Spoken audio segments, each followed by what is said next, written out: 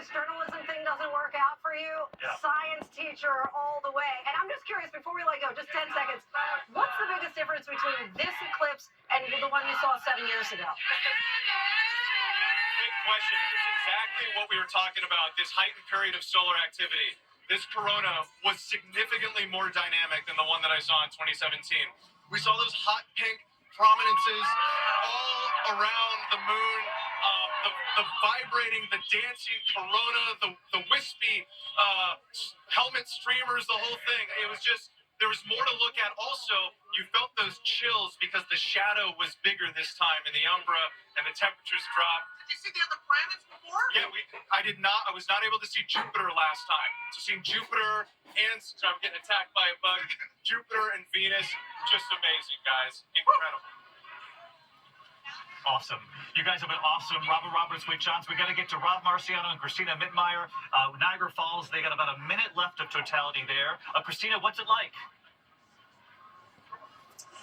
Well, I have to say I am, unlike everybody else, pretty much alone on this observation deck. And I can hear the cheering of the crowd on the Canadian side, on the American side, but I'm all alone up here, and it honestly feels a little eerie. And it's, I guess, that sense that everybody's feeling, that we are very small and fragile on planet Earth, going across the universe all alone, and really all we have is each other. And I think that's what everybody's feeling, this sense of community as we experience totality. I love that. Very, very, yeah. The message is heard loud and clear, Christina, and to be put on that platform up over Niagara Falls for us to experience it on your own. Rob Marciano on the ground with the folks who've gathered there in Niagara Falls. And Rob, we can see it. We were nervous about the clouds, but you're seeing it. David, it's been completely cloud cover all afternoon, and just a window of 15 seconds came in. Just now it's starting to brighten up. We're obviously getting out of the end of totality, but the crowd's been so patient here, wanting so badly to get just a small window to see this. And we got it. I mean, our signal went down. You can't see me, but you can hear the excitement of my voice. Everybody on this broadcast has been crying because of a spiritual. I've been crying because I thought I wasn't going to see it. But David said he predicted this. It was clear just in time. Yes, it's some happy moments here. Hey, I've got Amy Cuddy. It's her 18th birthday. What did you think of your first eclipse? It was better than anything. When the sun opened up in totality, I was like so happy. Happy birthday to you and your family. They drove all the way from Tennessee. We've met so many Americans driving from all over this country, not just to see an eclipse, but to see an eclipse over Niagara Falls. And it wasn't perfect, but they got it done at one of the most scenic sites on the planet, and I can't be more pumped to be a part of it. Christina had a great view. She told us some great stories and ways to capture this on film, but just to experience it in that 15 to 20 seconds, that is a soulful experience, no doubt about it, David and Lindsay. Just extraordinary to see, and I'm so happy for the people of upstate New York who are experiencing this too. And you know what, Lindsay? Over and over again, it's happened for people. People were so nervous about the clouds, and the power of the universe spoke loud and clear. So we're in Burlington. Yes, you can see right behind us. It's already, darkness is falling. 2 minutes, 31 seconds until totality. It's definitely colder.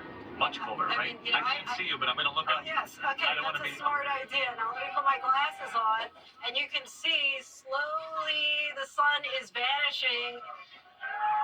And you can It's hear just inching toward the hoots of the crowd here. Some people watching this because we're on Lake Champlain.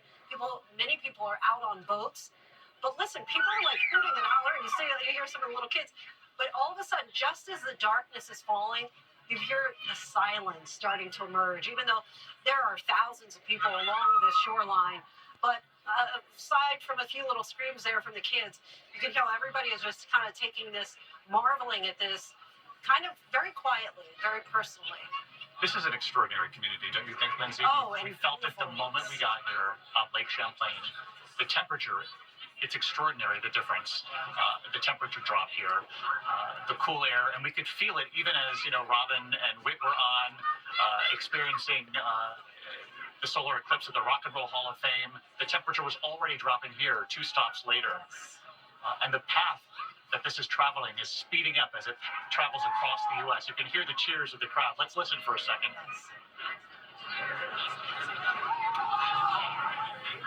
We're getting very close here. Expecting to perhaps see the diamond ring effect or even Bailey's beads. We'll see if it happens here for us, Lindsay. And you see just the moon still just slowly inching across, but it is an eerie feeling. I mean, it really looks like this would be dusk on any other given day. But people all with their heads to the skies, to the heavens, people taking it in just all various ways. Of course, I said this is my first time. People describe this as a supernatural, as a spiritual experience. I have to say that there's nothing like this that I've ever experienced in my life before. And there, the crowd's starting to cheer here. Yeah, let's listen to the crowd as this goes into totality.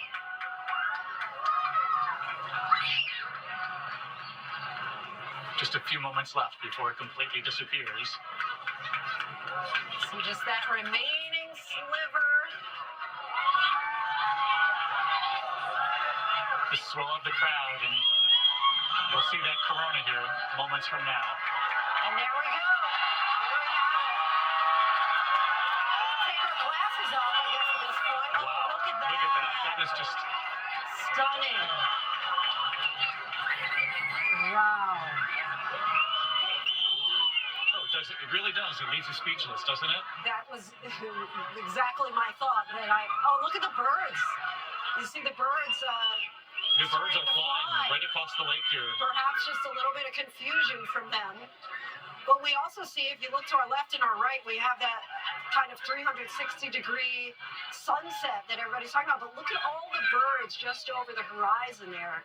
And just to give people a sense at home as they're watching this play out today, this is like the most beautiful post-sunset moment on Lake Champlain. The mountains and the hills surrounding the lake are backlit right now by what looks like the most beautiful sunset you could imagine. The skies are clear. And if I'm trying to remember from that science lesson that we had, Venus and Jupiter. Is that Venus? Okay, I don't know if we can see Jupiter. Yeah, I don't see Jupiter to the left. Okay. Venus to the right here. We're definitely seeing Venus. And you see, look at all the mosquitoes all of a sudden started coming out. We have lots of activity from the animals in the sky. The birds were just racing across the nighttime sky They still here. are. And we knew that, they were talking earlier, our friends at Nat Geo, about how the animals really do become confused. Particularly, I would think, not only by the shift in light, but the shift in temperature. The differential is really something. It really is. We have 1 minute, 37 seconds left. And I have to tell you, Lindsay, I know you're a newbie to this. I've got one under my belt. The length of totality compared to 7 years ago, it's really an extraordinary almost double difference. the time. Yeah. And people describe it as, I think the longest one for here in the United States was 4 minutes, 29 seconds. That might have been in Mazatlan, Mexico. But people talk about this being, ecstasy. These 4 minutes of ecstasy. And that's why in a number of places we saw people start to boo once it was over. Yeah. Because you really can't take enough. I'm actually conflicted as far as, do I look at that beautiful ring in the sky, that halo, or the 360-degree sunset? I find it's just It is stunning. stunning. The backlight hitting all the sailboats sitting there quietly along Lake Champlain. The water is barely moving. It's like ice. It is really, truly breathtaking here in Burlington, Vermont. Flying in, Lindsay, and I'm not sure if you had the same experience, everybody on the plane was flying into Burlington for this moment. Yes. And I just feel so happy for all of the people who got on planes and in their cars and traveled with families and loved ones. Because, first of all, you'll have to wait another 20 years before you feel this again. But because they wanted to experience something today that we can all experience together as a country. And as I was talking about earlier, that couple that I spoke to at breakfast today, they had the blackout Burlington, and they had flown from Detroit, where there was going to be 99% coverage. There's the diamond ring. It's even prettier to witness actually now in person than what we've been seeing Wow, on that's the sky. But I am so happy for the McDonald couple and all of the thousands, tens of thousands who are gathered here. there was a big concern that right at 3 o'clock. I think we put our glasses back on now because we're past okay. totality. It's starting to come back out. Thank you for saving my eyes there. I'm just, as we were preparing for this, your retina doesn't have sensors. It can't sense the pain they tell you, so your eyes have no idea the damage. That's why we wanted everyone to be safe today. Wow, and it's like morning again in Burlington. I got up early for Good Morning America this morning, which is always a wonderful thing about that show, is that you get to say good morning to the country and watch the sun come up, but now we get to do it a second time here.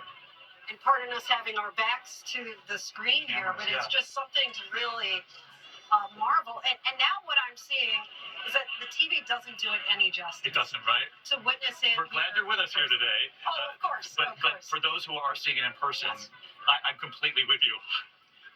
Yes, but it's true. We hope they're loving it at home, but it is incredible in person. That really, the diamond ring was really spectacular. A lot of people still actually haven't put their glasses back on, but I guess that is the smart thing. Well, they're taking photographs now, right? But there are people lining the shores of Lake Champlain here, and really in every direction. And now to watch everything backlit like it's morning. Like an early morning dawn here in Burlington, Vermont. And we knew this was going to race across the country, but I didn't quite expect for it to go this quickly, right? It's still like 4 minutes has never gone so fast. We really could take more. I mean, it's just something that you want everybody to experience it. And that is, something that we continue to hear, a sentiment that has been shared from city to city along this stuff, is knowing your space in your place in space, really, right? And just how we are, just all these little dots. It really gives you perspective of just in this one small galaxy, just how, I guess, reliant we are on all these things that are happening out of our control around us, and this really gives us that perspective. It sort of puts us in our place in all the right ways, right, Lindsay? And you and I have talked about this on all the big stories we've covered together, whether it's politics in our country or natural disasters or traveling to Ukraine, the war overseas, Israel and Gaza, of course. And we know it can be heavy for people at home, all of the news. And I just hope that today was a break for America and for people to sort of remind themselves that we've got a lot much more in common.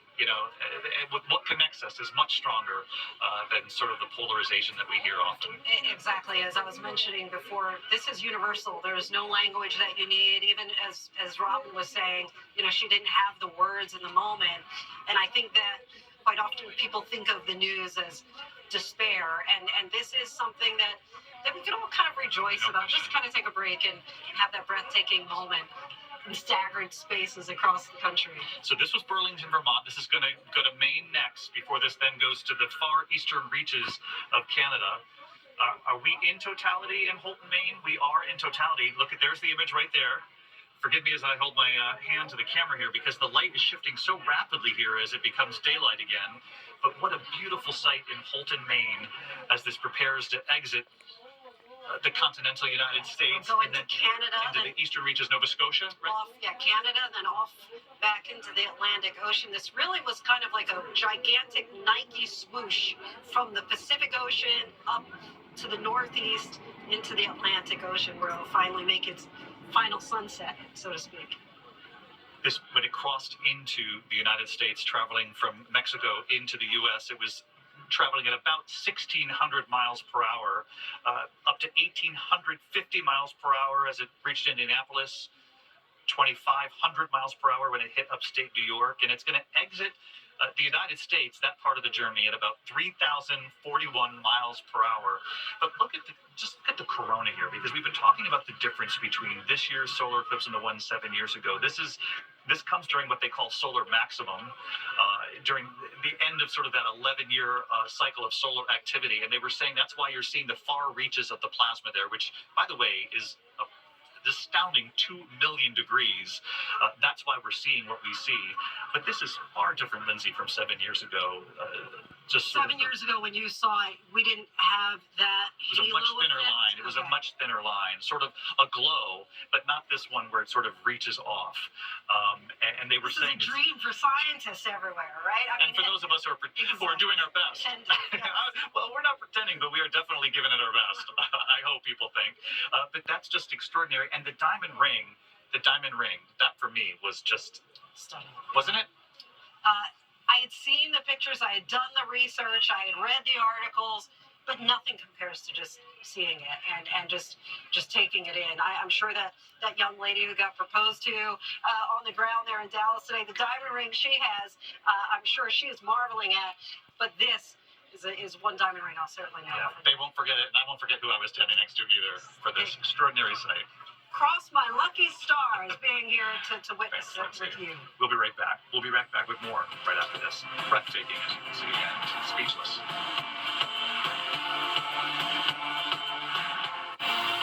ABC News and National Geographic's coverage of Eclipse across America is brought to you by Verizon Business. In Vermont. Welcome back to live coverage here on ABC News, National Geographic, our special event, the Eclipse across America. And look at beautiful Lake Champlain back in the light. It's like watching the sun come up twice here in beautiful Burlington, Vermont. And Lindsay, they queued up that moment that you and I were talking about again in the break. And if we could just show everybody at home, because this is truly one of the most extraordinary things I will ever remember seeing, particularly with you, Lindsay, is that diamond ring moment. All the more memorable to witness this moment next to a star.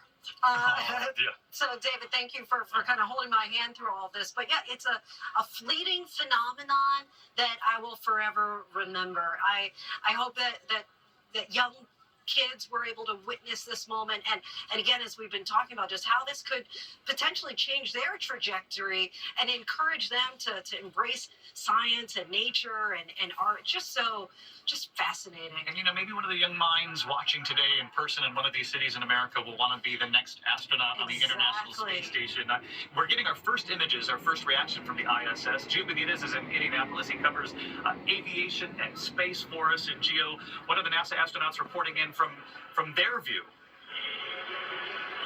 And you know what? We've been talking about how special and rare it is what we've been witnessing here in person. But this image, this video is extremely rare and special for the viewing audience right now, because Drew Feusel, again, NASA astronaut, is with me. And you were telling me that this image perhaps is unlike any other that we've seen because everything aligned perfectly. Yeah, it's really serendipitous, right? The only reason we got that shot is because the space station happened to be flying over the northeast U.S. right at the exact time that the eclipse path, the shadow, was coming across the nation. So at that moment, everything has to happen at the same time.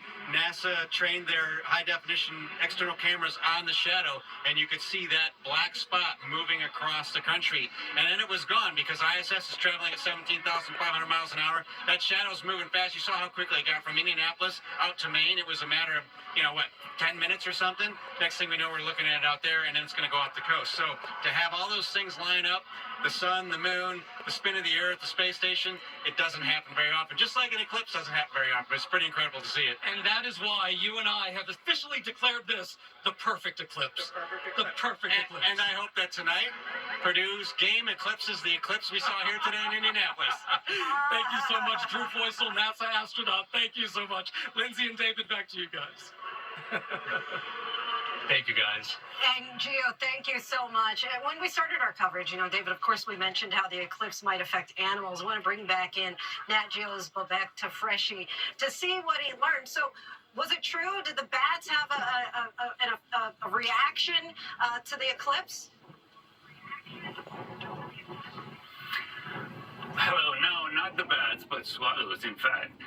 We had a cave filled with swallows during the eclipse. I was monitoring them. There was a camera inside the cave, and all the swallows came back. And just a few minutes ago, we saw them go again to the sky. But during totality, there was one group of them left in the sky, and we captured this moment of corona and swallows and some raptors around them. It was interesting, the shortest eclipse I have ever seen, because it was for 4 minutes, 20 seconds, but we only had a window of 5 seconds. This is probably one of the most challenging eclipses I've dealt with. After the sandstorm in Kenya, this was the most challenging, and it opened up in an overcast sky just 5 seconds before totality. We had the diamond ring, we had the Bailey's beads, we had a little bit of corona, and then it disappeared, and we had the darkness all around, and we, of course, lost our audience, because everybody left maybe 1 second after totality, but there are still some dedicated astrophotographers. Eclipse chasers left here with us. Thank you, everyone. So bottom line, it would seem the bats were not full, but the birds did travel as soon as the light changed and the temperature shifted. That's right. The temperature dropped notably 10 degrees Fahrenheit on average. And I still have some cameras running. One is focused on a number of cacti flowers which completely closed during totality. It was great. And I had another camera on a beehive, which I checked them 10 minutes before. There was no activity. They stopped buzzing during the totality. So these footage, I'm still going through the video inside the cave with swallows, but I had this wide angle shot of the totality through one of the skyline where the bats are coming in, and that was probably one of the best shots, as well as a close-up of the diamond ring. Well, that's extraordinary. I love what you do. It makes us even more interested to hear it straight from you. Thanks so much, and to hear that the bees stopped moments before totality, stopped buzzing. 13th eclipse, by the way, and we missed the same thing with the birds. Now we have some seagulls, right. But other than that, the birds have gone back. Yeah, and they were kind of flying directly, like right across horizontally. It was really something, and quickly they shifted sort of their behavioral pattern. We'll have to go back and look at the tape because it was crazy going right behind us. We're going to be back with much more. We're going to check in on the wedding, Robin Roberts, Whit Johnson. Maybe we'll check in on Whit's mother, Sharon Johnson, a valuable member of our team here today as well. And send in your pictures as well. Eclipse Across America, right? The hashtag, and we'll be right back.